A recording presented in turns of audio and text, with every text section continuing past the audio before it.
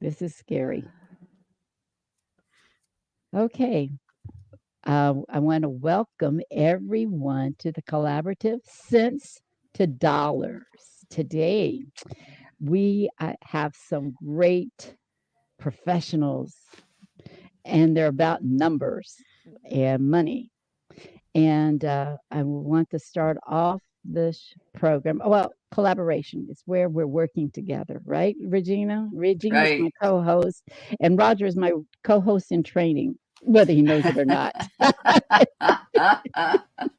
Because Regina's done so well that she wants to run away and leave me by myself.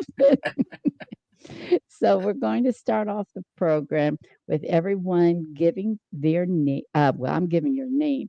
Um, Tell a little bit about your business, right, Regina? Yeah. What about your And journey? How you got where you are? Mhm. okay, how you got to where you are, and then I'm going to share a little bit how we met, and that way you get to know who they are. It's a nice little networking program. First, we're going to start off with Roger, and Roger Connect is we've known a while, but we've never talked a whole lot. I've always talked with Ken, but we've been connected because he's at where I learned how to be a professional bookkeeper.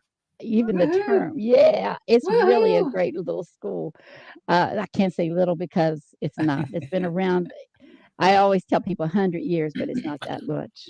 But the story behind universal accounting is so awesome, and it's really a great way to understand bookkeeping. So, Roger, you want to come online and Certainly, and I introduce yourself? appreciate this. One of the things that I'd like to just emphasize is the fact that as a school, we've been working with individuals like Sandra for years now. We started in 1979. We are a post secondary school for accounting professionals. Basically, we work with the owners of bookkeeping, accounting, tax businesses as they're both starting and building their businesses to offer quality accounting services. And so the intent is basically as we work with them, is to help them make sure that they're offering quality services, training their staff, and most importantly, getting paid what they're worth. So my intent here today is just to contribute to the conversation, and I appreciate the opportunity. Oh, awesome, awesome. And it is a good school. I love it. And they have a great networking group too, online, Facebook. So you see all the bookkeepers in the world. You never get discouraged there. Regina, you're next. Regina's my co-host and she's my mentor. Oh my goodness, we've known each other for at least a couple years, and she's my right hand. It's like when I want to scream, like I said, fight or flight. She'll tell me I have to keep my feet on the fire. So, Regina, talk about your business. What business are you in and your journey? Thank you, Sandy. And it's great to be your co host today. I really appreciate this opportunity. And Sandy's been a delight to work with. As she said, we've been working together for a couple of years now. And she does call me a lot of different things, from the psychiatrist to, that she feels like she's gotten on the couch after we've had a session. She's been on the psychiatrist's couch. She, uh, she's been a delight to work with. I am a profit acceleration and exit strategy business coach. So I work with businesses to exponentially increase their profit and to create the business that can run without them, and that ultimately they have options about how they want to exit. As you may know, so many businesses fail and others work forever in their business, and then they think they can sell it and they have nothing to sell. I'm on a mission to change that. And the name of my business is Bridgeport Strategy. Okay. And we have great accountability programs. I love it. Totally love it.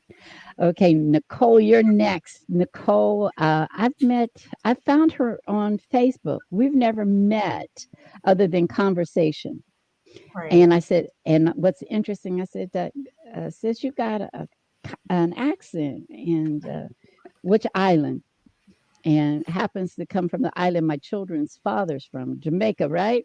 Yes. Ah, But she lives in Florida. You see, when you talk with me, I get to learn a little bit about each one of you and some commonalities. So, Nicole, would you share? And your journey is interesting too. Share your journey and your customers? Of course. Thank you so much, Sandy, for inviting me. I'm Nicole Barham. My company is called Design Your Wealth because I believe that you cannot wing your way to wealth. You have to design it. I'm also the creator of 5 Minute Bookkeeper, which is a simple bookkeeping system for entrepreneurs who are DIYing their bookkeeping. I always say I'm not a competitor to QuickBooks. I'm the pre-QuickBooks. So you work with my product, and then when you want to outsource your bookkeeping, you outsource it to somebody who probably uses QuickBooks or another system. I've been featured on Good Morning America, The Breakfast Club, Time, Essence, Black Enterprise, just sharing how it's, finances and bookkeeping is not a dirty word, right? If you're in business, you have to figure out a way to love it, to figure out a way to be in your finances so that you can build a profitable business. So I'm excited to be here. I'm excited to be a part of the conversation.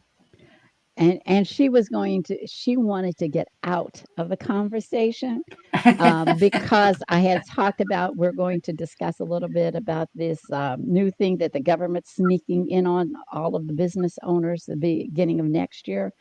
And she says, but I talk about finance, bookkeeping, and finance. And I said, girl, all of that leads up to what we're talking about. So you're not going to fight for me, So then the next person is Sally. Sally, I met her a couple years ago too. And through, I don't even remember how we met. I'm sorry. I think it was through the internet and through somebody else. And then you and I just hooked up and keep going. But Sally is really, really an interesting person. She tells you what she does, you're going to say, okay, she's right here on time. So Sally, what you're going to do is share with them what your journey and to where you're doing what you're doing now and how you help people in the business world. I appreciate that, Sandy. Back in 2018, when my mom got sick, I became a real estate investor. In 2019, I was still working full-time as a Medicare broker, partially W-2, partially 1099 income, and I wholesaled 7 bank-owned properties, paid off all my debt, thought I was being excellent. When I went to go do my 2019 taxes, I found out my tax rate went from 22% up to 24%, and I had to get on a payment plan with the IRS because of short-term capital gains. Because of that, in my national real estate group, I read a book about the Rockefellers. I found the Spendthrift Trust that is legal, copywritten in the IRS tax code 643B. The business trust is going to save U.S. business owners and 1099 income earners federal income taxes. And if you're in a state with high state income taxes, I just talked to a gentleman from New Jersey this morning where he's going to pay 5.75% or save 5.75% of his New Jersey income. That's a lot of money. And if you're an investor with the beneficial trust, you will stop paying capital gains, interest income, dividend income, rental income, and royalties. And between Roger, Regina, and Nicole, I would love to talk to you afterwards, because when you sell a business in the United States, most people don't realize this. When you sell a business, it's what you paid for the business, what you sell it for, what's ever in between. You're going to pay 15 or 20% to the federal government April 15th to the year after. People get shocked by how much money they have to pay or how they can save. So I appreciate this, Sandy, for allowing me to be on your program today. I have to apologize. We're having wild, crazy thunderstorms here right now. Where are you located? Just outside of Charlotte, North Carolina. And Roger, where are you? Utah. Regina? Just outside of Houston, Texas. And Nicole, where are you? I'm in Fort Lauderdale, Florida. Wow. Hey, we covered the United States pretty well, didn't we? All the United States. Okay. Now, Regina, you're going to help me on this one. What's the next step? Well, I think you laid the groundwork for it, Sandy, in terms of talking about this new IRS thing. I think that's probably a good place to jump off here. You've got some experts in the room that can help with that. I am not an expert on that. Yes. It's not the IRS. It's the Treasury Department. It's the anti-money laundering. Correct. Yes. Sorry, I don't mean to correct you. Thank you. No, and that's good. See, I am not an expert on it or know very little bit about it, have been hearing about it off and on for a while. I'm anxious to learn more about it and hear what all of you experts have to say about it. And I Nicole, know that there's a huge value for listeners in this. Go ahead, very much Sandy. so. And Nicole, I learned about it from one of your posts. Oh, Nicole, it's all your fault. Yes, I It is. know, right? 'Cause I'm just learning about this. Let me tell my people. And then Sandy's like, oh, we're going to be talking about it and we want you to be on the panel. I'm like, no. The moment you asked a question, you immediately became the expert. Apparently. Well, see, You were because smart enough to ask the question. That's why you're here. That's so but see, I had learned about the Rockefeller, the Spendthrift Trust, that it protects people with money and reduces their taxes. And I thought, when doing my research, Googling and seeing what's going to affect, number one, I thought, oh, this is sneaky. So, and Regina's telling me to be careful about going down that hole.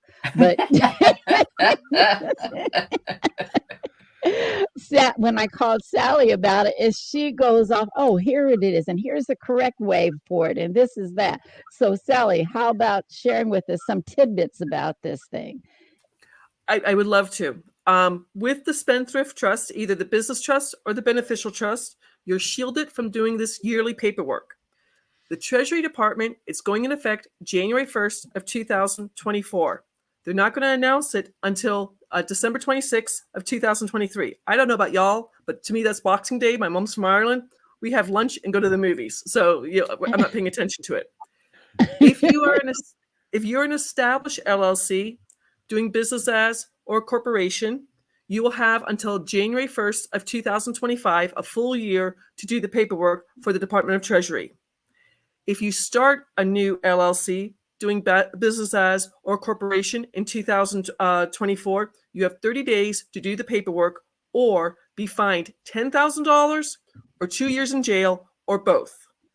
This is going to affect almost every small business out there, from being a mechanic to being an online store to bookkeepers, everything else.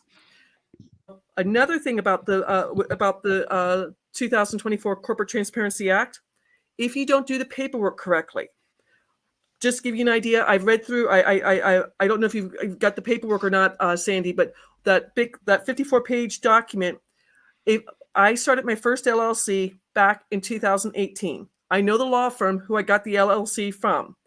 What the Department of Treasury wants is the name of the paralegal who did the paperwork. I would have to do the legwork to call the law firm and say, hey, do you remember me, a client from 5 years ago? Can you help me? If I don't do the paperwork correctly, the Treasury Department can charge you up to $500 a day for incorrect paperwork, including Saturdays and Sundays. So that gets expensive.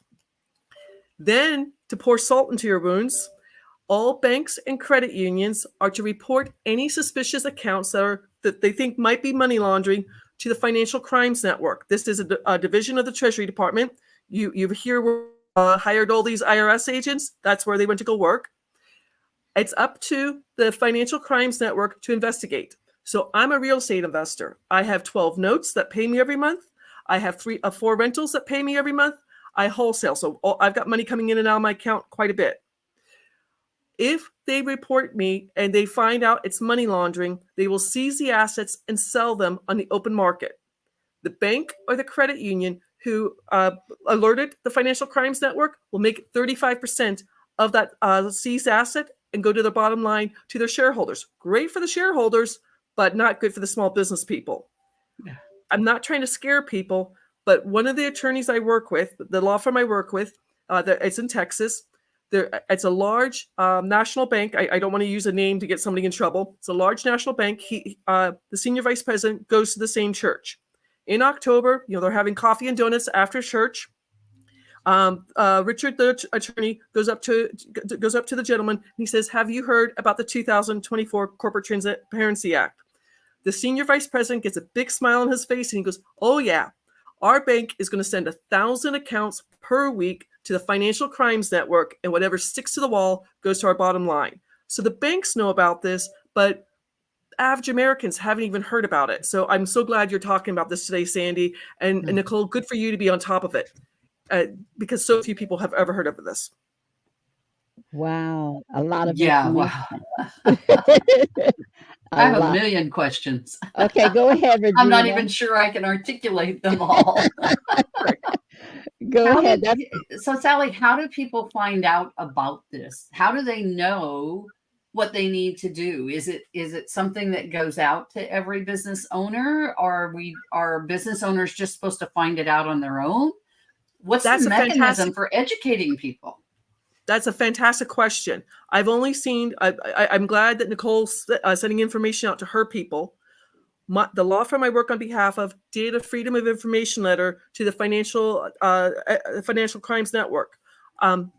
Sandy, I sent you the 3 documents, the Yes, 4-pager, you sent me the a demo. 54-page, and then just the Mhm. slide I did. My goal is to teach as many, again, I don't care if you're if you're doing a marketing company, if you're an electrician, if you're an HVAC owner, all of these businesses are going to have to file paperwork. It was surprising when you read through the 54-page document that Sandy has. Even Indian reservations. My father was worked for the Public Health Service. He was a pharmacist for them. Even Indian reservations are going to have to do the paperwork. Can you see the Department of Treasury going, oh, I hope I don't know which Indian reservation has Palm Springs, but all of Palm Springs is on, you don't own the land? It's the federal government is doing a land grab or something. I don't know why they're doing this. I mean, I understand anti-money laundering is bad, and funding terrorists or funding illegal activities is not a good thing, but this is going to affect small businesses in every corner of the United States. Wow. Roger, I saw you smiling. Yeah, I'm curious to hear Roger weigh in on this. Well, the perspective that I have is this. As a school, we're working with tax preparers, tax advisors, helping them understand what the different things are that they need to be taking to their clients, exactly like Sally is doing. And one of the fascinating things here is the job security associated with that. What Sally's describing isn't new. There's always something that's coming on the scenes each and every year from the IRS as it relates to the code, from Congress as it relates to the law. And as these legislative things are issued, what happens is it impacts either the U.S. citizen at the individual level, it impacts families as they're dealing with, child tax credits, but it's also at the business level. And the small business owner is the backbone of the U.S. economy. Yes. And Amen. what's frustrating is you have situations where they're all focused in on running the business. They don't have on-staff legal teams. They do not have on-staff tax teams. They're just small business owners that are trying to operate their businesses and be profitable. And it's taking everything that they've got just to be positive in their cash flow, dealing with whatever state and national regulations come on scene. And all of this comes as just basically a kick to the gut as to what it is they're needing to deal with that takes them off of their focus of trying to make a business run and operate profitably to now I've got to kind of adhere to or kind of being compliant with a tax code or law. And so what Sally's describing here is very important because when you work with a tax advisor, not just a tax preparer, but a tax advisor, you're able to get ahead of the game as it relates to these types of strategies. See, the tax preparer is basically filing the returns in your behalf in a timely manner, helping you avoid any late fees and such, but they're just making sure the numbers are accurate and you're filing on time. The tax advisor, just like Sally is describing, is really coming on the scene to say, here's the latest and greatest that I've come to understand that the tax codes are, and here's how they're going to impact you, and here's how we can actually get ahead of the curve and do some tax planning throughout the year to avoid this headache come tax season. And so I really can't speak enough praise to what Sally's describing, only because of the fact that there are these nuances and there are these gotchas, and so many business owners in business doing what they thought was best. And then out of nowhere, these blindsides come. And it's like, I didn't get into business to deal with this. This is frustrating. And I don't know if any of you are fans of Ayn Rand, but Ayn Rand speaks of this in the Atlas, where she's speaking of basically you've got these people that are trying to run a business, be profitable, and then Atlas Shrugged illustrates all of a sudden you've got these people that just say, why am I trying? Why am I doing Yeah. this? And I'm just going to bow out of society, take the monies I've made so far and relax and just stop contributing to helping the economy grow. And you take these minds that are so productive and effective and you sabotage them. And that's what I feel we're discussing here today, is just one more example of what the government's trying to do to make being in business more difficult. So there's my 20 cents, not my 1 cent, not my 5 cents, but my No, That was 20 a great cents. 20 cents. it That was was a a great 20 great, cents. it was a great one. And you basically did it in a nice way. Going down the rabbit hole, I would have gone. Well, you We gotta talked bring about Ayn keeping Rand it in at a with high Atlas level. Shrugged for this. So, Nicole, what do you think about? Because you're the one that where I got the information, and I did some research, and I thought, okay, I got to find Sally. Yeah, because the thing is, I literally, as I said, Sandy, when I posted it, I just found out about it because I'm not I'm not in the weeds like the accountants and the tax professionals. I just create a product that make people's lives easy to track their finances. So I'm not like on, on the up and up when it comes to all these changes and policies, etc. I work with people who do that though. And so I saw that and I'm like, what is this additional thing that will it's as Sally said, it's like a gotcha. It's like, oh, you should have known that you should be filing this thing that we are not really publicizing because a lot of people do not know about this. A lot of entrepreneurs do. We are just finance professionals are just finding out about it. Well, at least I am, right? So I imagine that my customers don't know this is going on, right? And so and then they probably don't know the repercussions, right? They probably think it's, I can just wait because, some people they wait years to file their taxes or they just don't do certain things. They're just not compliant in a lot of different ways. But the penalties are so small, like they're like, I'll just pay it, or they're just included in what I owe them. But this doesn't sound like that. This sounds more like there's a high penalty, and there's a possibility that you can be incarcerated or arrested or whatever. But So Quite punitive. yes, Exactly. absolutely. And it's I've always said I think it's a little too easy to start a business in the United States because it is, but you don't have to go to that length to now you know discourage people from starting businesses so easily. Yeah. And that's definitely 1 cent. but Sally, the reason why I went to Sally is because of the spendthrift trust. The understanding that I have about spendthrift trust, they're different than some of the other trusts. Can you elaborate on the spendthrift trust and the protection and the guidelines that can help business owners? And then we'll deal with the cost of the spendthrift trust so that they can see what goes on. So if you don't mind, would you mind sharing that, Sally? I'd love to. Thank you. Now, in the United States, every single year, 97% of the trusts sold every year are what my mom and dad had and what Susie Orman talks about on TV, the family trust. That's designed to avoid going through probate, and then it dissolves and goes away. I'm dealing with my father's estate right now, trying to clean up everything by the end of the year. My brother's like, "Where's our money?" That's a question. This is not your mom and dad's trust. The current IRS tax code went into effect February of 1913. It was only supposed to be around for 6 years. The Barron families back then. It's 120 years old and 10 times the amount of Shakespeare's work, and Shakespeare's a whole lot more interesting to read than the tax code. So the Barron families, the Rockefellers, the DuPonts, the Carnegies, the Kennedys, I'm going to get political, the Trumps, O.J. Simpson, these rich people know about it. The Rockefellers have at least 20 CPAs on staff to deal with what they call the office, their spendthrift trust. I had read a book about the Rockefellers trust. That's how I went down my rabbit hole. I'm just a little person. I mean, I like doing real estate, but since I started my trust In September of 2020, I have done 29 wholesale deals. I have 12 notes. I have 4 rental properties that pay me rent every month. I don't do my own options trading. I can't sleep at night, but my friend does my options trading. And then me selling this trust is considered a royalty because there's a copy written on it. And then I have 3 online businesses. In 3 years, I have saved 6 figures in federal taxes that I would have had to be paying every single year to the federal government. Just because I got curious and I was bored during COVID, I started researching this. It's astonishing how much I'm saving, and I'm not trying to say I'm great, but it's just I'm a lazy real estate investor. I don't want to have tenants, toilets, and termites. I want to make a fast buck, and because I got in trouble back in 2019.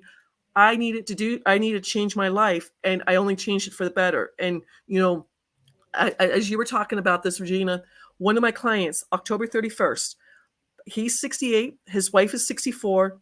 They sold a family restaurant in Kentucky. His son, a 28-year-old son, saw a TikTok video I did on TikTok and contacted me saying my mom and dad are selling their restaurant for $3 million. Because they got the trust, they started it in October. They didn't pay for it until November 4th or whatever, after they sold it. They are going to save at 15%, $460,000. At 20%, they're going to save $600,000. That changes the retirement. Six figures. I mean, the wife, Jennifer, knew about the trust. She didn't know how much it was. She called me in happy tears going, we're moving to Florida. Their daughter with the 3 grandchildren are down in Florida. And she's just like, we can buy a 2-bedroom, 2-bath condo with the money we're going to save from this. And we can leave a dynasty to our 3 children. Wow. I don't know how long they'll live, but to spend $600,000, it changes everything. And the business broker who I worked with on this, he's an affiliate of mine. He went back to all his other businesses. Somebody who bought a bakery, somebody who bought 2 car washes, somebody who bought a person who has an HVAC company, telling them about the business trust. So small business people who are making at least $75,000 a year gross can save 5 figures easily in their taxes year after year, generation after generation. 10 years in business, you've saved almost at least $250,000 that you would have to pay to the federal government. It's Wow. I'm passionate about my trust. I have to I apologize. cannot tell that at all, Sally. I mean, really, girl, can you get excited? But here's the reason also in reading the guidelines that they had, the government wants to do is they wanted to know everything. Are you protected in the trust of disclosing who owns what in your business? Because that's one of the things I see that with the Spendthrift Trust, you can be a trustee and there's beneficiaries, but there's really nobody that owns it, isn't it? Correct. So the 4 ways, again, there's several different trusts, but mostly business trusts and the beneficial trusts. Number 1, you're going to save your federal taxes. Everybody wants that. Number 2, it's going to keep your information private. There's a false rumor out there that if you have an LLC, an S Corp, or a C Corp, that someone can't come after you. Unfortunately, I Googled this. 40% of all LLCs every year are sued against, and it goes back to that individual.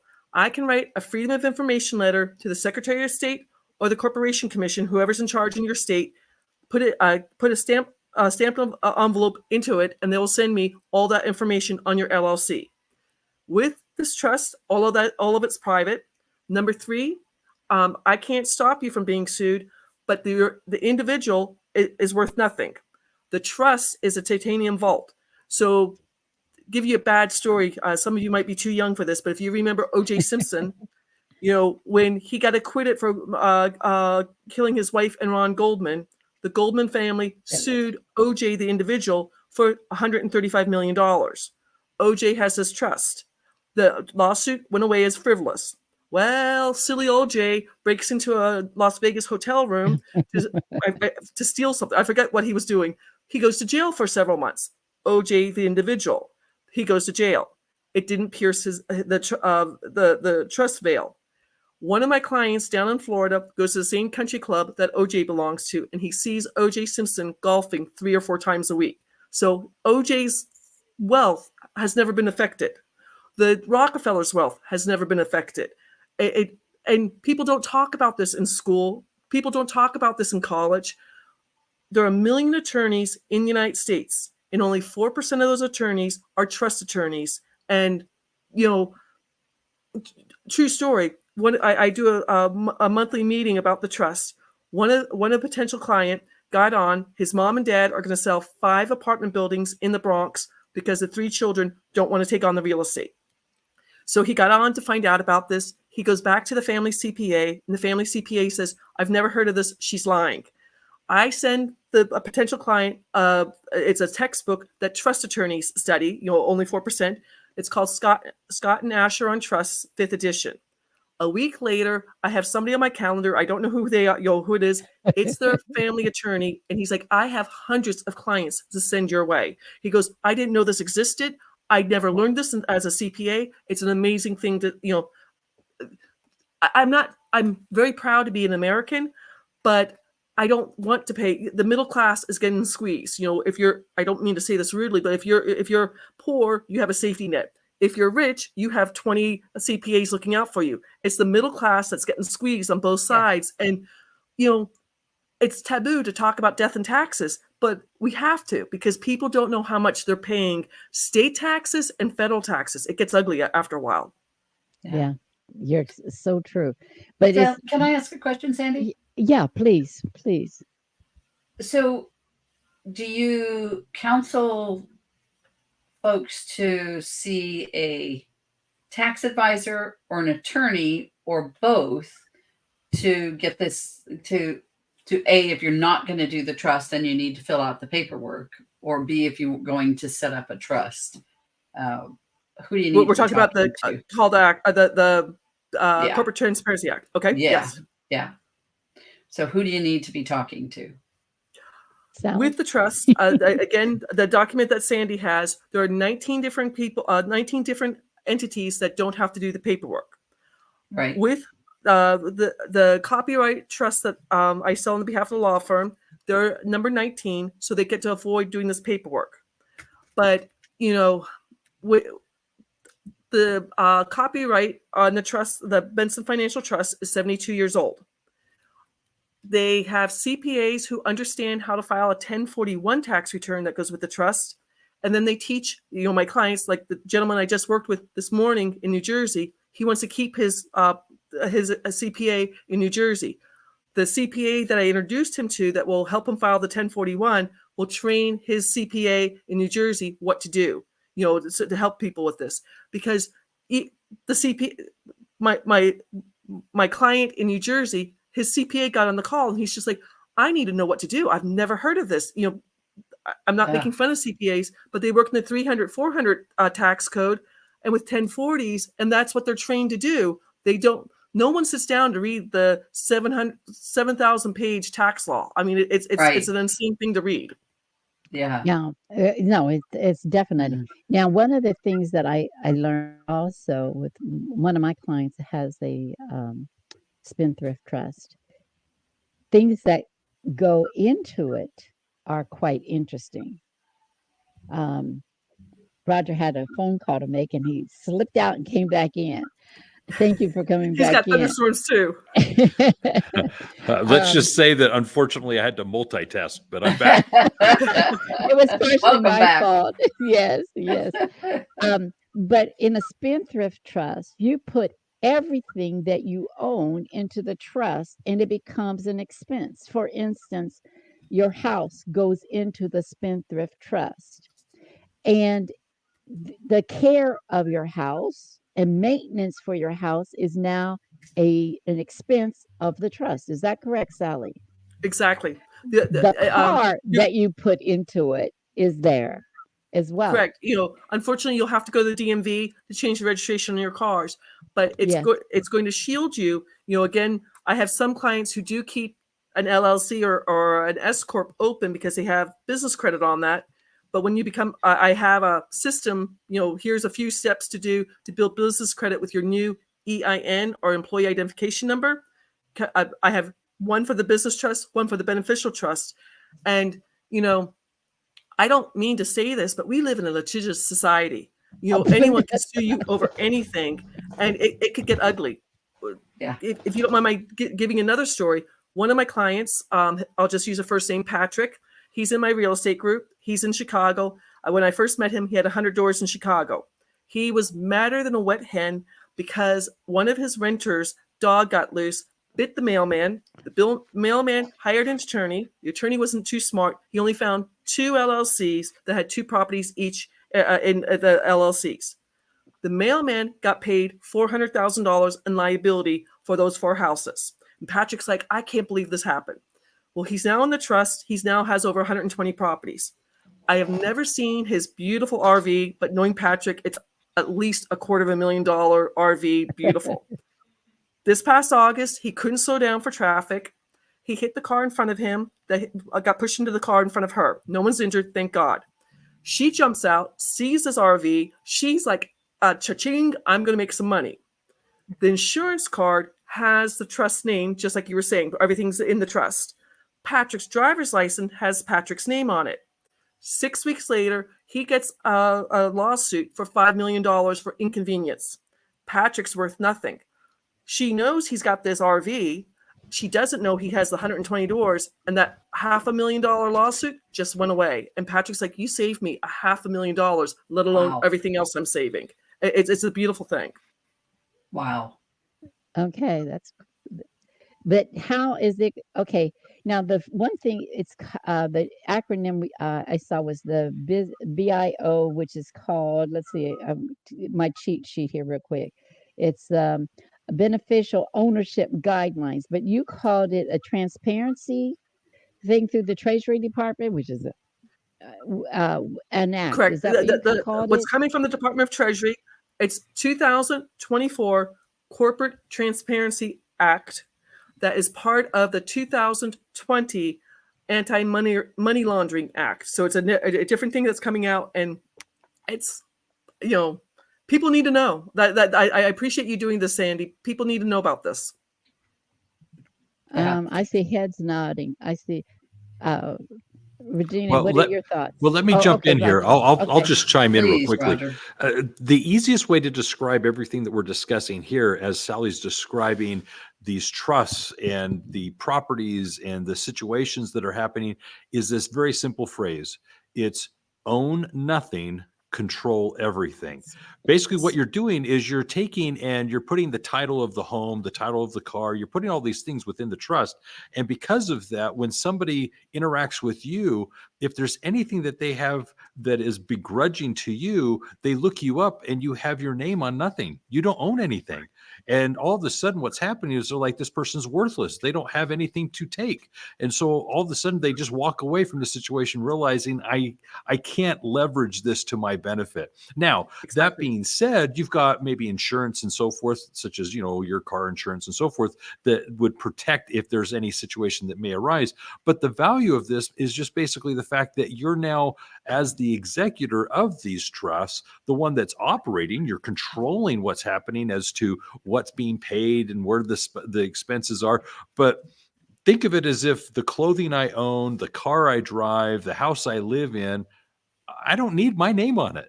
I don't have to own these things. I can actually be the beneficiary of these trusts. And there comes a point in your life where you have enough assets that it's worth protecting these. And these are the means that, like Sally was describing earlier, these are the means that everybody that is wealthy uses within the tax code to limit their tax liabilities. At the end of the day, and Trump's in the news right now because of the litigations he's involved in. But if you look at Trump doesn't own anything. He as a person doesn't own anything. He happens to have business entities and all these things. And it's through those things that he gains prestige and access. And from that, he can be assigned a net worth because he's on as the executor of these various things. But these are his businesses and so forth. So you just have to understand there's a different mentality or thought process that a wealthy person goes through. They don't want to own anything. They don't. What they want is they want to control everything. That's a big difference. Sally, I don't know if you have anything you'd want to add to that. Well, I don't know if you were here when that came up. Donald Trump's father started this trust back in the 70s. So far, they have not pierced. If you do fraud in the trust, the trust will be pierced. The veil of the trust would be pierced. So far, they haven't done it yet. But if you look at, and I'm not trying to be political, but if you look at what's been going on in the last 2 years with Donald Trump, people around him are going to jail. People around him are in trouble. But so far, he's just he's Teflon, and it's going to be interesting if they can pierce it or not. I don't know. If you don't want to go political, that's perfectly fine. But just to address the politics of this, it's on both sides of the fence. It's not like the Republicans do it one way and the Democrats do it another. Right. Exactly. Joe Biden has been in political office since the 70s, and yet he owns multiple $million-dollar estates. How did he acquire these things? Well, that's all for another discussion. But the point is these people know how to take advantage of the codes that they wrote. They wrote them. Exactly. You know, again, back in February 1913, the rich families who have these CPAs and everything else wrote the IRS tax code in their favor. Yeah. I don't want to go down the rabbit hole, but the Federal Reserve, if you ever research the Federal Reserve, how that's all interconnected and things like that. And, you know, just because, I don't mean to say this rudely, just because you're rich and you can hire the right people to help you doesn't mean everybody else should know this. You know, the first page of the IRS tax code says it's up to each individual to save federal taxes. And, you know, the book I read was in my real estate group. We have in my real estate group in Phoenix, there are over 800 investors. Why hadn't any of the other investors researched this to save rental income,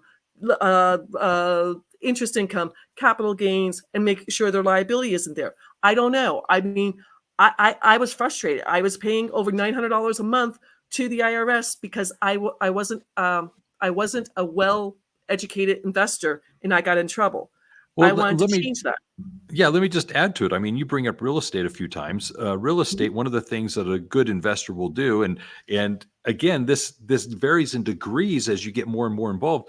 Initially, you just want to own a property. You hear that everybody says owning property is better than renting. Okay, so you become a landowner. You buy a property, a home, and now you're kind of living the American dream. You own, and you're going to get now equity in that house, and that equity is very valuable to you versus having been renting something. Well, that's wonderful. Now somebody says, well, what you need to do is not just own your own property. They're going to say you need to go get rental income, short-term or long-term rental properties, perhaps even commercial properties. Well, as you move into that realm, there's things that become available to you that are irrelevant when you're just a renter or a single homeowner. You don't think this way, but now you're getting exposed to the idea of cost segregations. If I actually purchase a property and it's eligible to be rented, I can go in and itemize the various components that make up that property, and I can accelerate the depreciation of those things and get a tax benefit. Well, if I'm not a homeowner, I'm just a renter, or if I'm just a homeowner, none of this matters. These are things that don't matter to us. And so even if it's being said around us, we don't care. It's only when you get into that position of, hey, I'm now a multiple property owner, somebody brings up cost segregation, you're like, okay, what are you talking about? How does this help me? What's happening here? Oh, and by the way, just like Sally was describing earlier, you own multiple properties, 4 properties, 120 properties. Do you know how exposed you are? Do you know if one property has something happen, they now have access to the other property's values? You're like, hold on a second. I didn't even think of that. So now you're getting into a point of, okay, we need to set up separate LLCs or separate estates. And with these trusts, I'm going to kind of protect them. I need insurance, umbrella insurance policies that cover these. You're getting into concepts that 5 minutes ago didn't matter to you because you didn't own property. Now you own property. You're like, okay, I need to pay attention to this. I don't want to say that the average person is ignorant. I just want to say it doesn't even matter to them. So it's only when you move into this realm that you need an advisor, much like Sally is, that can give you the insights of, hey, by the way, now that you're playing this game, I'm going to share with you some rules that you can play to your advantage and help you actually win. Okay, let's do it. Exactly. Can I chime in for a second here? And Sure. that's what I was mentioning earlier, that it's so easy to acquire property, to become a landlord, to, it's very easy to do all of that without the education, right? And Mhm. I absolutely believe that there should be a barrier, right? You have to educate yourself before you Mhm. can invest in so many properties or do these kind of deals, because a lot of people end up filing bankruptcy, or they end up losing all their assets because they don't know the law, or they Yes. don't know the tax codes. And so But what yeah. do you mean by barrier? What was that meant to say, Nicole? What do you mean? You said there needs to be a barrier to entry. Oh, What were you implying? That I can't own a property until I know or do no, something? no, no, I'm talking about investing in a property and renting, like having tenants and being, like you're affecting other people. Now you're liable if you're renting a property. Say you own a building, an apartment building, right? And you're renting out to 50 people in a building. Now you're now responsible for these people, right? You're Well, responsible for this building. I wouldn't go that far. Just because they're tenants of mine doesn't mean I'm responsible for them. Um, Well, after, let me tell you, if something happens to a Someone tenant slips, on your, someone falls down the stairs, they could go after the right, owner. Correct. Correct. absolutely. So that's what I'm saying. Like I just find that it's so easy to start a business, so easy to to have investment properties, renting, like, and people don't know. They just start the business, they start doing this, and then they get in trouble later on. And now Sally has to come in, or somebody has to come in and kind of try to save them. That's all I'm saying. And sometimes they end up losing it all because they don't know, or they Or they don't. quit. Or they Yeah. quit. The fight or Correct. flight.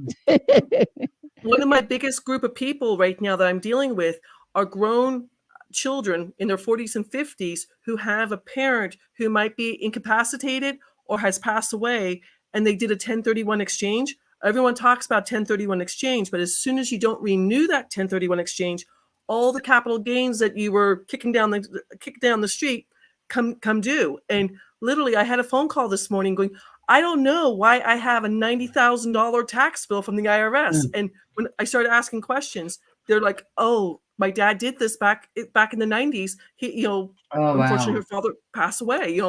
And just to go back to what you were saying, Roger, I have a nonprofit that I work with. I'm here just outside of Charlotte, North Carolina, and I'm going to churches teaching them how to be on a crypto tree for just $10 and 3 recruits. That's all you need to do, and you'll make $20,080. Yes, it's crypto. If you don't have the trust, you'll have to pay capital gains on the crypto tree of that $20,080.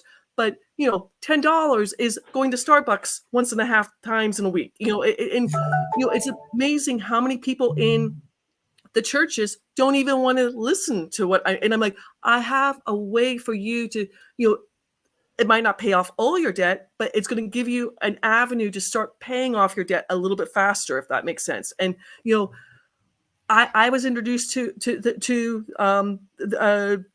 crypto tree and other things back when COVID happened, April of 2020. I had 6 notes that all of a sudden stopped paying me. Where I thought I had $4,000 coming in every single month, it Mhm. dried up. I'm like, I need to do something today because I don't have money coming in because not what I did, but the world shut down, if that makes sense. And that's how I Yeah. got involved with stuff. Yes. Hmm. So there's now, Roger, you're familiar with certain trusts, and there's still a difference between that and the spendthrift trust because of, from what my understanding is, the protection. Because the regular family trusts, with this upcoming guidelines that everybody has to basically how can I say it? It's basically you're going to undress in front of the government your business.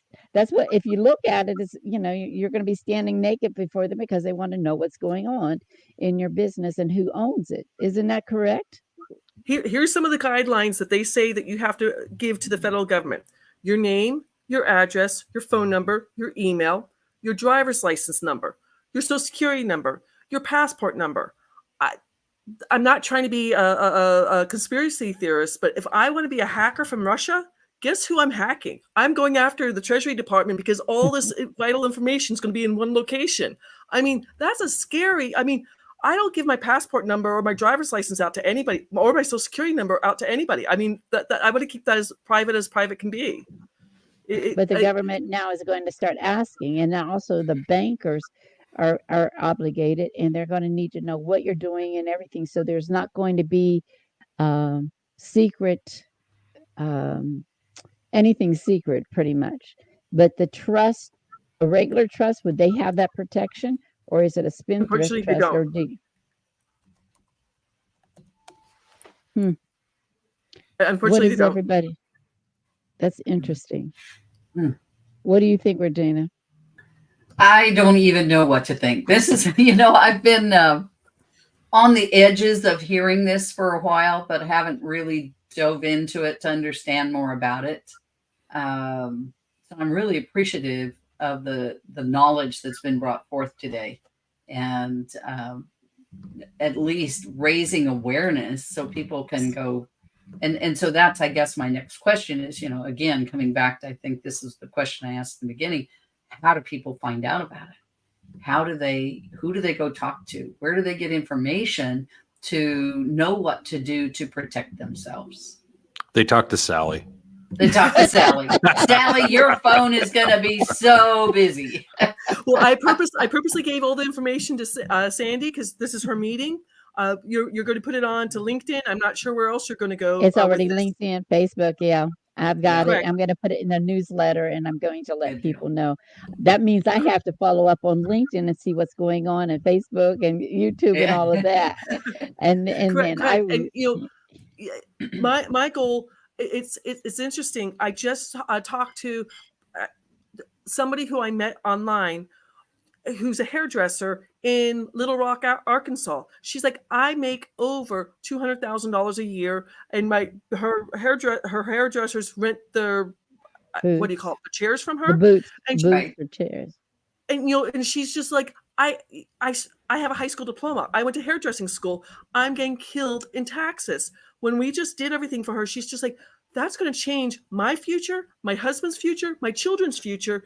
And again, just she's doing her. You made this comment earlier, Roger. She knows what she does for hairdressing. She knows how to rent out the chairs. She's making money, but she's paying so much in taxes. And the worst way to, I hate to say this, the worst way to be a business person in the United States is a solo entrepreneur who's paying, who doesn't have an LLC, an S Corp, a C Corp, or trust or anything else. They get taxed the most. And that's what she was doing. And, $200,000 a year, average Americans only make $53,000. She's way up there in the 10th percentile, 9th percentile, and everything else. And she's just like, I saw a YouTube video that you had. I'm like, thank you for watching YouTube. So it just to help regular people. That's all I want to do and teach regular people.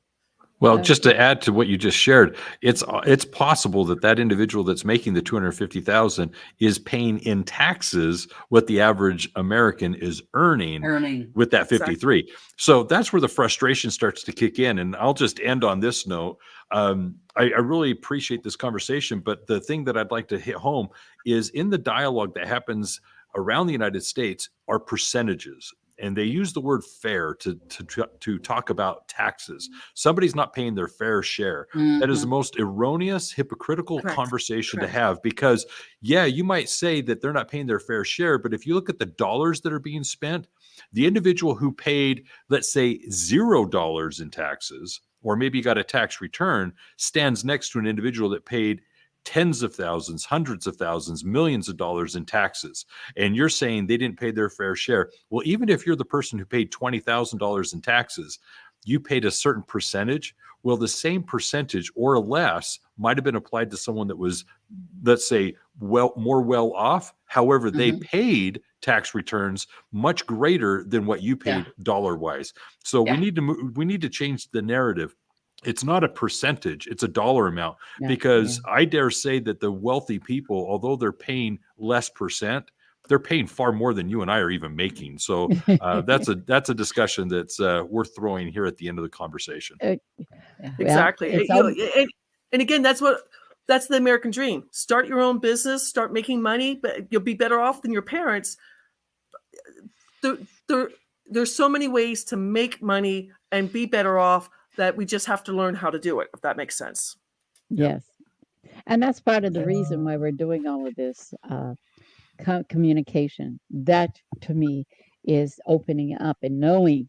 I would like to educate people on the foundational part of the money conversation. This is a money conversation. Yeah, I just wanted to add to the conversation the fact that as people may be listening in, they're going to perhaps think that what we're talking about is not paying our fair share or wealthy people avoiding paying taxes. Well, I dare say that wealthy person who knew of these tax saving strategies and implemented them, they may have paid a lesser percentage than you. But I'll guarantee they paid in dollars far more than you, who's sitting back there complaining about somebody avoiding tax liabilities. And shame on you for thinking that they needed to pay more than what you're paying, period. Exactly. That's correct. Very much so. Yeah. Well, we're almost to the end. I like to go around the box, I guess, and ask, what did you get out of this? Is there a do you feel we had a great collaborative conversation of Cents-2-Dollars? Very much Regina so. Definitely. Okay. Sally is a very smart person. I just learned Appreciate- things. But yes, I would love to follow up with people afterwards. I do have a JV agreement because my goal is to teach people how to do things. Sandy, you brought some amazing people to this conversation. Thank you for making this worthwhile. Oh, I thought it would be awesome. I miss my friend Naomi, Nicole. 5-minute bookkeeper, Nicole. I miss her. I have so many ends in my life, but I miss Nicole being here. I want her because she's got some good stuff too. She's this information, like I said, started with her. And then I had to do the research, and then I had to get hold of Sally. And I thought, this is timely because, like Sally said, not many people know about this. And she said the government's going to make an announcement on the 26th of December. And my family tradition, we're going to lunch and then to the movies. I'm not watching news on the 26th of December, so. So those of us that have in the know, we can make hay while the sun is shining. There you go. So it was a pleasure, Regina and Roger. I enjoyed being on this with you. Sandy, if you do this again, I would love to be back on another program you do. Oh, definitely. I'm definitely. Regina, what am I supposed to do now? All right. If folks would like to share, if you'd like to share your contact information, tell it to us verbally, but also you can put it here in the chat and Sandy can post it out in the comments. Yes. Because we have an internal chat, but we can't get to the external comments. Only Sandy can. No, very simple. I'd love to connect with people on LinkedIn.